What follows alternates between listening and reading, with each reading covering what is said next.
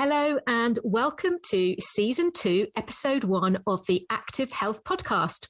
I'm Dr. Juliet McGrattan, author, speaker and former GP on a mission to help people find good health and happiness through putting on a pair of running shoes. Now, this show is available for download on all your favourite usual podcast apps, and you can also find Season 1 of the Active Health Podcast there too. Thank you very much to WiSP Sports for hosting this. Please do give them a follow on social media at WiSP Sports, and you can find me at Dr. Juliet McGrattan. Please come and join me in this series as I chat to both runners and health experts to dig into the problems that women face when they're trying to stay active. From motivation to menstruation, there are going to be no taboo topics. So I'm kicking off this season with the topic of the marathon. 26.2 miles, 42.195 kilometres. You know, it's the ultimate goal for many millions of runners, and for some, it can be a life-changing experience. I'm wondering if you've done one, if you want to do one, and perhaps finding out what does it take to reach that goal and what health issues can crop up along the way. So today I'm delighted to be joined by sports journalist Nancy Gillen, content creator at Give Me Sport Women. Now, Nancy is fresh off the finish line of her first marathon, the 2021 London Marathon. So while her muscles are probably still aching, I want to grab my chance to hear all about her marathon journey and perhaps discuss any health issues she's experienced along the way. I think we can always learn so much from each other. So if you've always wanted to do a marathon, this is going to give you great insight into how to achieve it with confidence. And if you've already done them, then just join me in reliving your first marathon experience and perhaps see how it compares to Nancy's. So Nancy, thank you very much for joining me. Welcome. Thank you for having me. I'm very excited to relive the London Marathon all over again. Well, I think we need to start with congratulations, really, don't we? I mean, what an amazing achievement. How are you feeling now? I'm feeling really good.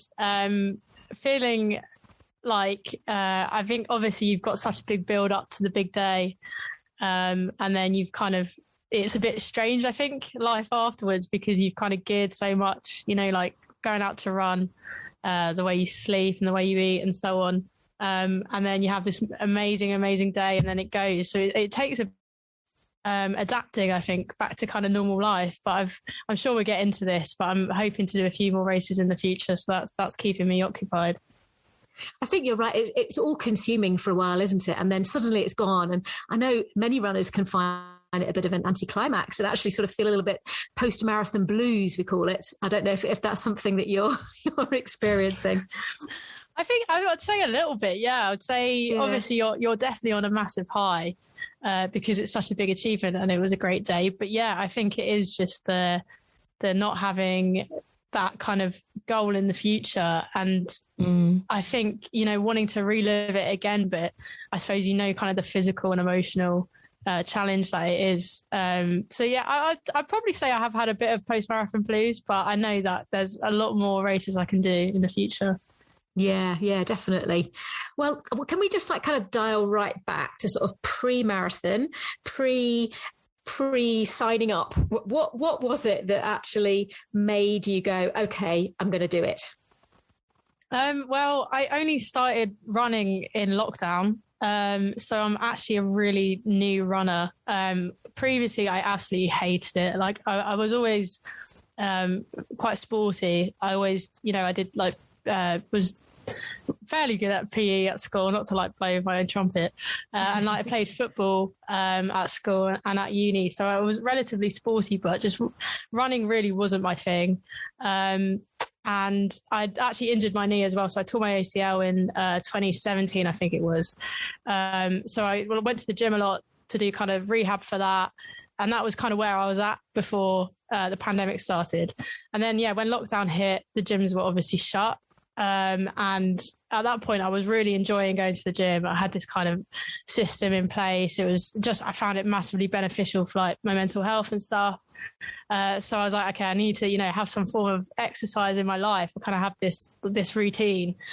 And the only option really in lockdown was running. And I know a lot of people had the same thing. And it was also great because working from home, you've got so much time in the day because there's absolutely nothing else you can do. So we had, there was the charity challenge here where you ran 5K and then donated £5 to charity. And I went out with my sister to do that. And it was in April 2020. And I couldn't complete the 5K. I stopped at least 3 or 4 times. And then I was like, okay, right. So for my lockdown challenge, I just want to run a 5K, like without stopping. So I went out with my sister a few more times. And then I got just very, very competitive with myself. Finally managed to do the 5K in one go. And then, just from there, really wanted to do the 5K faster. And then I was like, oh, how far could I go? Did like a half marathon. And then at that point, it was coming around the time of the London Marathon ballot. And I'm quite like a spontaneous person. I do things without really thinking about the consequences. I knew that it was quite hard to get a place in the ballot. So I thought I'll just enter it, see what happens. If I get it, then, that's cool. I'll just have a marathon to do. So I entered it kind of on a whim. So much so that on the day of the ballot being announced, I didn't actually check. I just got an email the next day saying you've got a place in the London Marathon. And I was like, okay, great. This is like what I'm doing now. So that's how basically it was I kind of went from 0 to 100 with the running because it happened in a very short space of time. But it's been such a positive to come out of coronavirus and lockdown and all of that because it's given me this new love basically. So once you'd got that email saying you've got a place, and first of all you were like, oh great, what did you actually feel? What did you think? What were you worried? Were you just excited? I wouldn't say worried because, like I said, I don't really think about the consequences of things. I was a bit like, okay, wow, this is going to be a really big challenge. Just because like relatively recently in that point of my life, I'd hated running. And I'd always said the biggest challenge that I could do if I wanted to really, really challenge myself would be like a marathon. So I was aware that it was a massive task. But I was also really excited. Like I went on YouTube and I watched people's like experiences of the London Marathon. Like there were some celebs that had like done a little kind of YouTube thing around it, or just like normal people that had run it. And kind of read people's blogs about it, and everyone was saying like it's such a good day and all the crowds are there and stuff like that. And then I was thinking, like if I do this, it'd be such a big achievement. So I think excitement was actually the predominant emotion, and a bit of like bewilderment as well, because it was just quite out of the blue. But perhaps watching those people achieve it who hadn't expected or thought they could before just gave you that bit of confidence and motivation that you could do it too, do you think? Yeah, definitely. I read a blog about a woman that had quite bad anxiety leading up to the marathon and hardly trained, and then she still managed to do it as well. So I thought, you hear people that have quite negative experiences about it but still complete it, and they're still ultimately happy that they've done it. So when kind of reading that, I was like, I definitely think I can do this. And did you have any health concerns? Sorry. My knee. So yeah, like I said, I tore my ACL in 2017, and I hadn't really gone back to any kind of proper exercise. I'd just been doing strengthening stuff at the gym. And I was a bit concerned that my knee wouldn't be able to take doing the marathon. But I went to a physio and he checked it out and he said, you're fine. Just kind of keep strengthening it, make sure it's strong at the gym and do strengthening exercises. That was definitely my main concern, just because I think anyone that's done their ACL, like the fear of doing it again it's just such a terrifying thought to me. But then luckily running, you're just kind of running in a straight line. There's not really it's not really kind of unpredictable terrain. So you don't normally do your ACL running. So I was pretty safe. And once I got the green light from the physio as well, I was like, yeah, I'm confident that I can do this. Sure. Good idea, wasn't it, to get that clearance and again give you that bit of extra confidence that it was the right thing to do. Yeah, my mum basically forced me. My mum was way more scared than me. She wanted the reassurance, I think, more than anyone, that I'd be fine doing it. So yeah, but it was a really good idea to do that. And how did you approach the training? Did you kind of grab a plan or the marathon plan, or did you make up your own or get a personal trainer, or how did you approach it? So I just kind of went on Google. I was looking, at that point I'd done one half marathon in not a bad time. I think it was something like 2 hours and 20, but I was like woefully underprepared when I did it. I did it just like after work one day, and I didn't bring water out with me, and it was quite hot, and I just cramped up for the last 5K, and it was horrible. But I had that 2 hours, 20 minutes in my mind. So I kind of worked out, okay, what could I do for the marathon? And I think I set kind of a benchmark of like 5 hours. So I looked up like 5-hour marathon training plans. And I just found one online that seemed, I got a bit overwhelmed when I was looking, because there was a lot of different ones and ones with kind of, like interval training and hill stuff, and which is obviously quite necessary. But I just found the amount of information and training plans was a lot. But I managed to find one that I could kind of take in easily. Like I could consume the information easily. It seemed realistic with how I could fit it in my schedule, especially with, at that point, coming out of lockdown and social life and kind of going into the office and stuff, coming back. So I just found kind of one that worked for me. I didn't follow it really strictly. I kind of followed it, obviously, doing a certain amount of runs every week, and then at a certain point increasing it. And then obviously you've got the weeks where you're doing really long runs every weekend, and then having the tapering period at the end. So I kind of followed that basis, but I wasn't really strict on myself with it, in that if I missed a week because of something, because I was ill, or I just had a night out with my friends and I didn't want to run the next day, I didn't really beat myself up about it, which I think was quite a good way of doing it. And I think now that I've done it, the marathon, if I did another one, when I go back to training, I now kind of know, and I know the things that I would want to improve and the ways I could do it better. But yeah, I think it was a fairly like relaxed way of doing it. It's basically just getting all my information off Google and hoping for the best, but it did seem to work out okay. I think that is one of the things that puts people off, isn't it? It is the training and how on earth they're going to fit it in amongst the rest of their commitments that they have in life. And I think that's a really important point that you sort of say you looked a lot, so you found one that you thought was most doable for you, but you were still really flexible and didn't beat yourself up when you didn't hit every session on the plan. Yeah, definitely. And I think it was just about being realistic and not being like, oh, I haven't done this run, I'm not going to be able to do the marathon. Because I knew at the time when I was getting to the longer runs, I was like, I feel really good in myself. So I know this is working. Like I feel I can do this. And I was seeing progression and I felt fitter. So I think because of that, it was just very positive throughout the whole thing. So there wasn't really any point where I was like, oh no, I can't do this. So that was good. It was training was definitely a good experience. Did you do it all on your own? I mean, I know it was lockdown and we were limited, but did you run with other people or? No, I did. Yeah, I did it all by myself. Amazing. And I wasn't even at the start. Towards the end, I got AirPods and started listening to stuff for the longer run. So I started listening to music and podcasts. At the start, I wasn't even listening to anything. Then when I started listening to stuff, I was like, this is a game changer. Like, why wasn't I doing this before? Because you can really just get into the zone and run.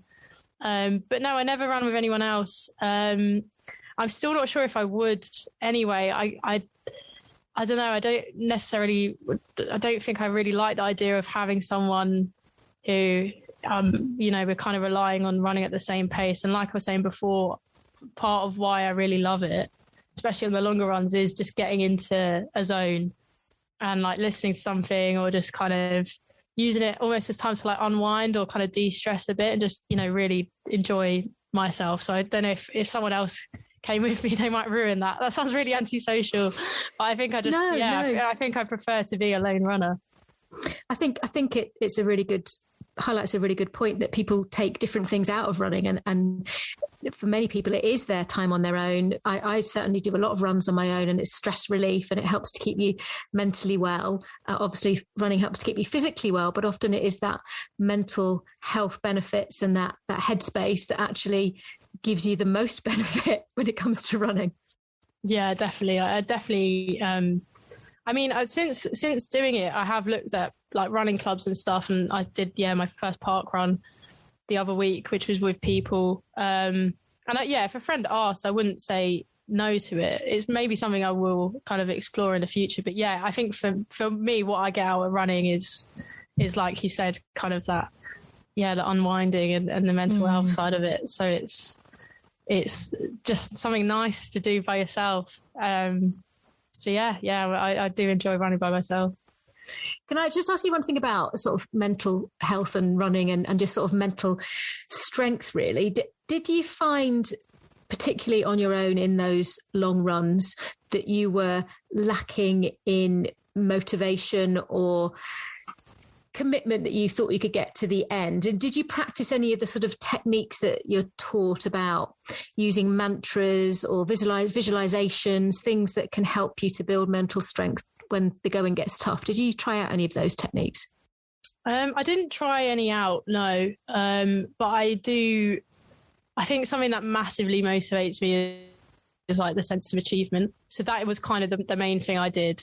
If I was feeling a bit kind of demotivated, it was like, you set out to do this 25 kilometer run, like think about what it's going to feel like when you do it. And then I also found as well, because I run on Strava, I also found that helped me a lot with motivation, because it goes onto like the app and then people like see it. And it was almost like Strava kind of kept me accountable for the run that I was going to do. Because I wanted to do like 25, and I wanted again the sense of achievement. I think having that, when you go on your Strava, you've run 25 kilometers and your friends seeing it, and you give kudos on Strava, which I really like. It's like a really wholesome thing. So I think it was that. It was, I didn't really do any kind of mantras within my own head, but I just kind of focused on what that sense of achievement would feel like at the end.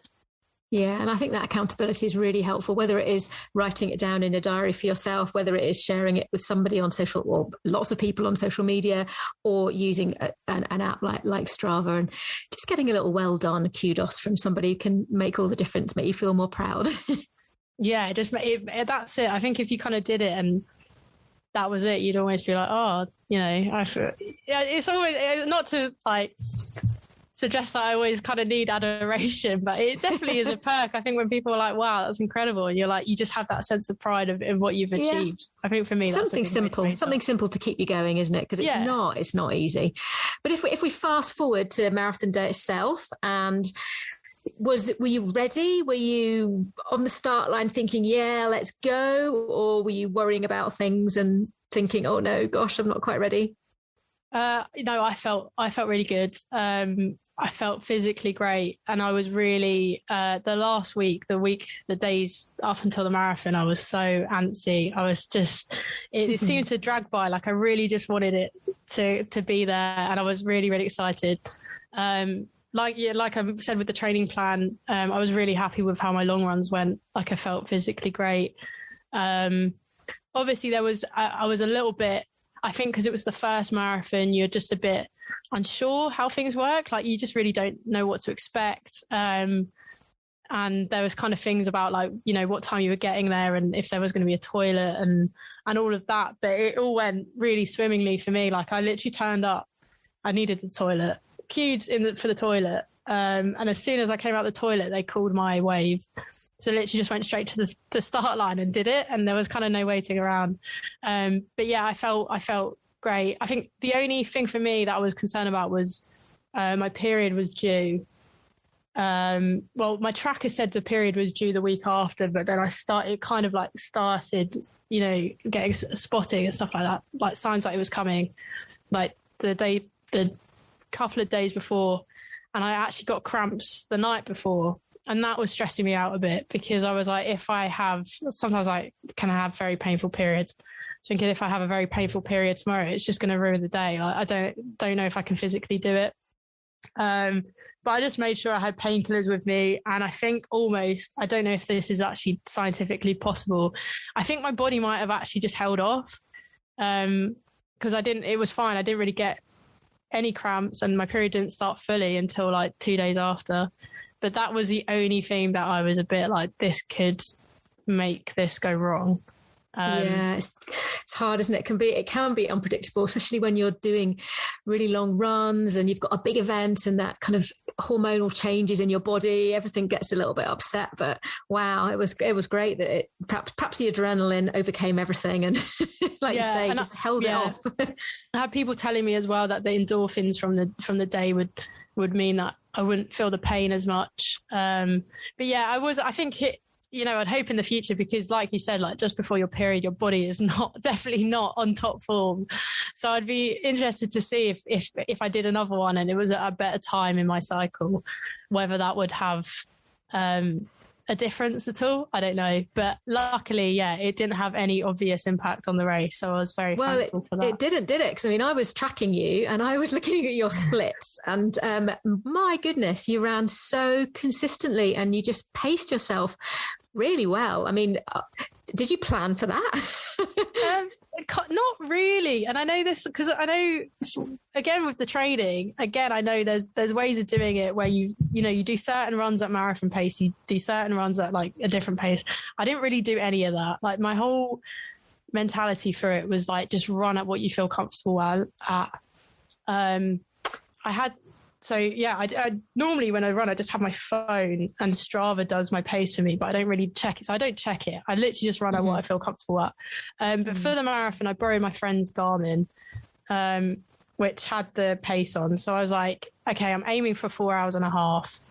I know vaguely what pace. I calculated what pace. I think it was like something like 6, because I do it in kilometers. It was like 6 minutes 20 a kilometer. So I was, had my friend's Garmin on. I was looking at it, but it was a bit erratic. It kept skipping kind of from like 5:50 to like 6:30 to like 6:10. But I kind of felt good, knew that I was roughly in the right area. And I think because I'd had that mentality of like, just run in training, just run what you feel comfortable at. I was able to stay consistent throughout the whole race. Just made sure I didn't like absolutely sprint in the, get excited and go really fast at the start. And then just ran what I was comfortable at. And then managed to come in at 4 hours, 31 and 5 seconds, pretty much bang on the time I wanted. So it kind of, somehow that plan of just doing what I felt comfortable with just worked out perfectly somehow. I mean, it really is a masterclass in how to run your first marathon. Just from the way you approached it, from the way you made your training work for you, for the way you were relaxed, and actually how you ran on the day, just bang on exactly what you trained for. And I think that's probably really important that you trained for it. You worked hard and you didn't just do a bit of running and turn up and expect to get your 4.5 hours. So, yeah, I think that definitely was the main thing. Like I think I was feeling confident before, but not in a cocky way, like more like I know I've really trained hard for this. Like I have done 6 months of training. I have like the 3 weeks before I lived a very boring life and like didn't drink or anything and just like really looked after myself. So I was like, I know I didn't want to come across as arrogant or anything when I was saying, I think I'll do it in this time, but I just genuinely like trained for it. So I was confident I could do it.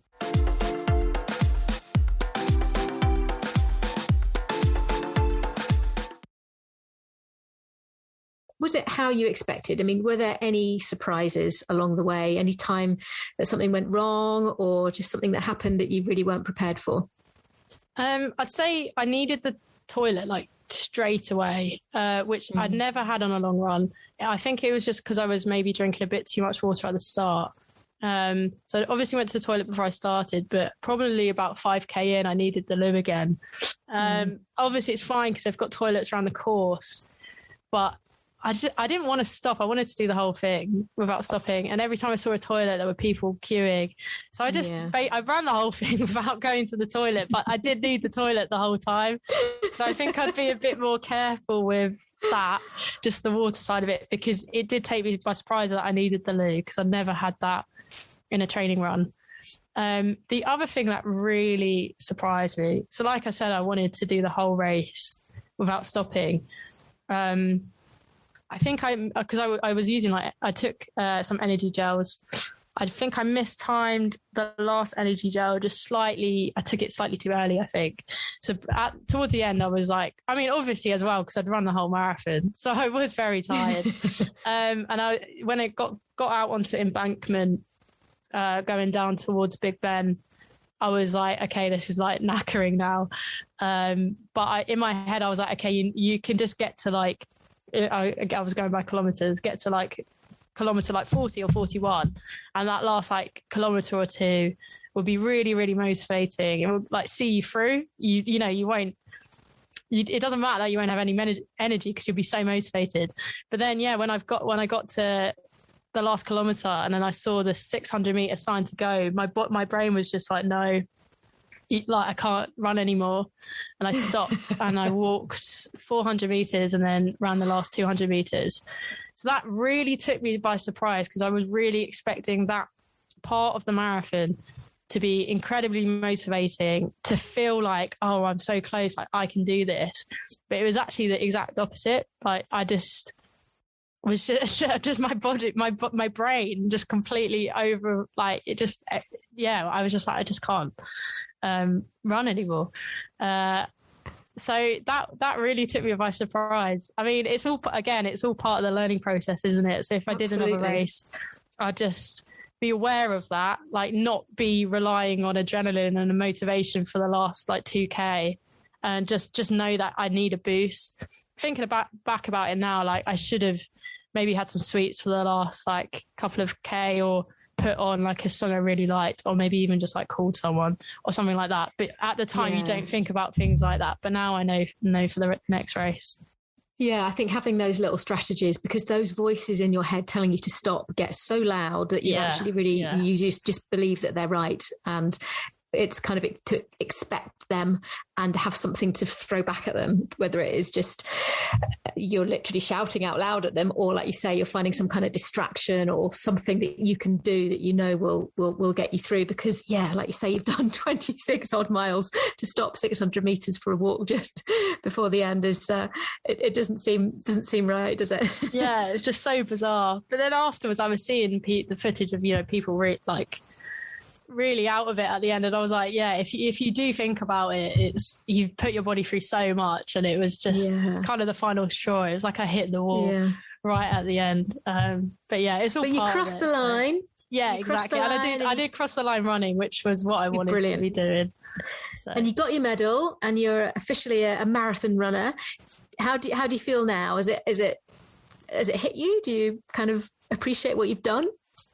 Yeah, definitely. I think it's always quite strange, because I'm really, really like so proud of it. But I think when you've done the training and you do really long runs, it obviously you don't do a marathon distance, but it becomes quite normal that your body can do that. So it's kind of like, yeah, it's just a bit, I think, if you went, for someone that doesn't run at all, it's an incredible achievement, and it is, but then it's also now kind of just normal that it's incredible that my body can run that far, but it's almost normal that it can do that.